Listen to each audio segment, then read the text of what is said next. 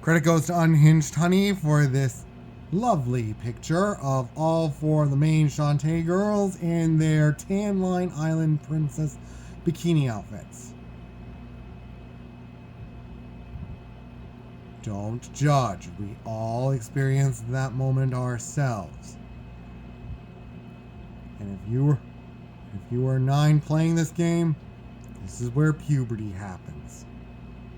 Anyways, welcome back to...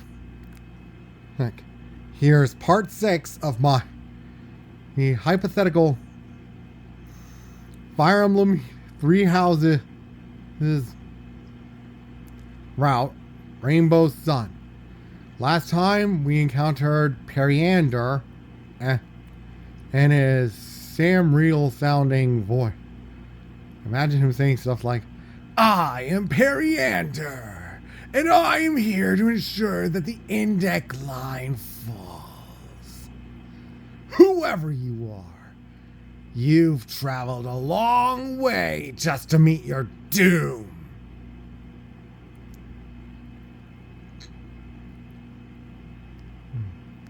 And he don't respect woman. At least, not his fellow Agarthans and superiors. Anyways, we got Bernadetta to join us. So, next up on the docket actually happens on a Sunday. See, the battle actually takes place in the midpoint of the month, the 16th of the Lone Moon month.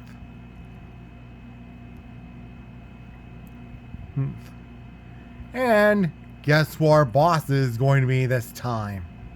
That's right, it's the two-faced, heartless skank of a skank, Cornelia, also known as Cleobulus. Yes. And there are 2 designs that I would actually like to utilize for this. You see, there's this one developed by Onario. That makes her look like a war maiden. And then there's this one developed by Azelf Quilava. That's the name of the artist. With some lovely portraits provided by Sage of Anis. Anyway! The star of this chapter for this battle is none other than Flame, is also known as Saint, whom unbeknownst to anyone at Garrick Mach is really Saint Sethleen.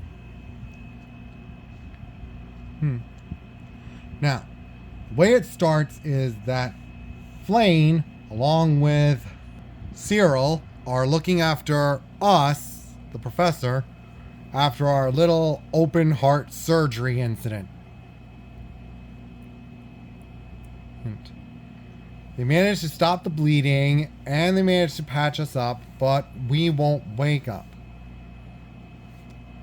And suddenly enters Cornelia, who heard about Edelgard's execution, and is willing to offer her services to help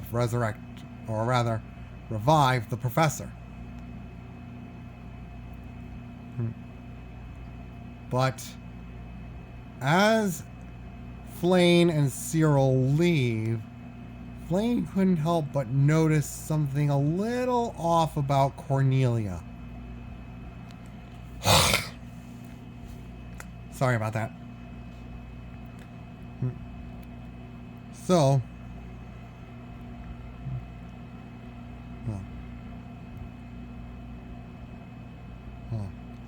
and as they're eating lunch, Holst and Anna arrive.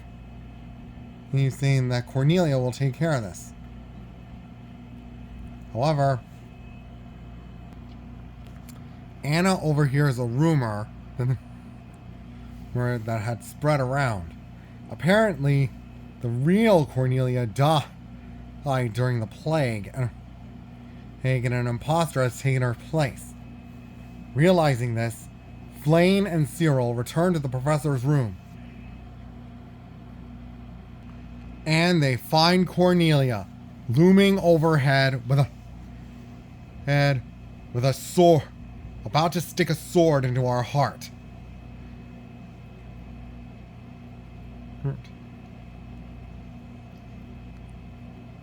Purpose of this was to frame Edelgard for the death of the professor as well. However, Cornelia. Oh, no, not Cornelia. However,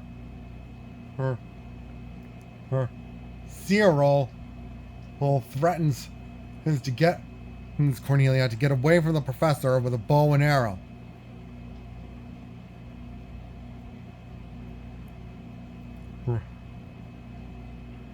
Bro. Flame utilizes some healing magic.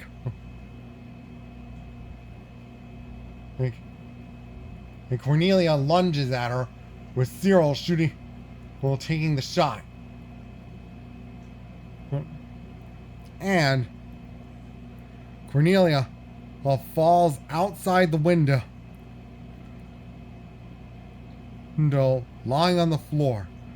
But all this is just a ruse as darkness and shadow begin to envelop her body, transforming her into her true form. Cleobulus, a Garthan mage of those who slither in the dark. I thought it was you. I knew it the moment I sensed the darkness in your heart. My. And here I thought I was going to keep myself well hidden. Oh well. Talus wanted me to kill the professor and made everyone think Edelgard did it. Well, I guess that plan's out of the window, so I'll just have to settle with you. For you. Sadly, the only units you're allowed in this battle are Flame, Anna, Cyril, and the man, the myth, the legend himself, Holst von Goneril. Oh, I forgot to mention in the last part, Periander is a grappler type, meaning he uses fist weapons like gauntlets. Though I'm a little torn about what you guys think I should use for the Cleobulus. Should we go for the War Maiden fight and give her fists and tome usage? Or do we make her an assassin or a mortal savant and have her use spells and the riddle sword that she was entrusted to by Talus? After all, the riddle is Talus' weapon of choice. At least according to Three Hopes. Oh, and pardon me. I'd like to hear what you guys would think about this. Anyway, the fight begins and Cornelia has a bunch of Agarthan soldiers join her.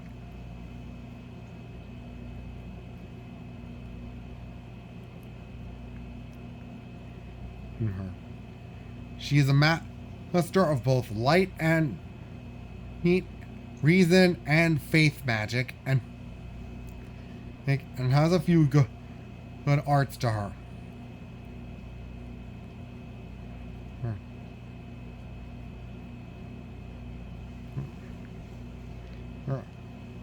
She probably doesn't have any unique dialogue with anyone except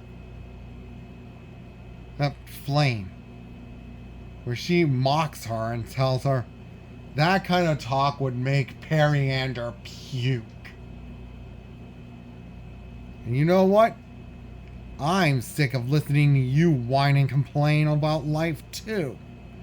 Maybe I'll use your blood for my for a little experiment I've been having and on the back of my mind.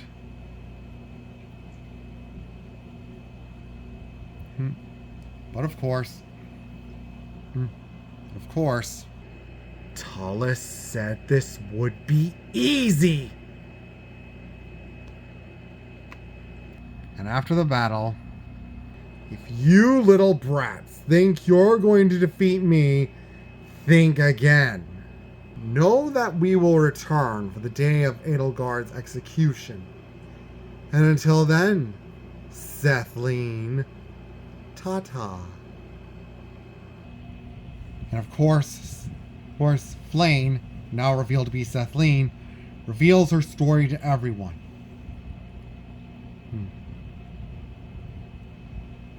And though they couldn't believe it, they knew that they had to protect the professor from other threats, should the need arise. And even though this video is short, we're going to have to end it here. Join us next time, as it'll be Caspar's turn to go through an emotional roller coaster. And congratulations go to Bernadetta for not only having a swimsuit alt this month, even though it doesn't reveal much to the imagination. We leave that to Gold Mary. But for also being the winner of the Choose Your Legends Round 8. For being the winner of Choose Your Legends Round 8 and Fire Emblem Heroes, which we'll be seeing next month. So until then, see you all later.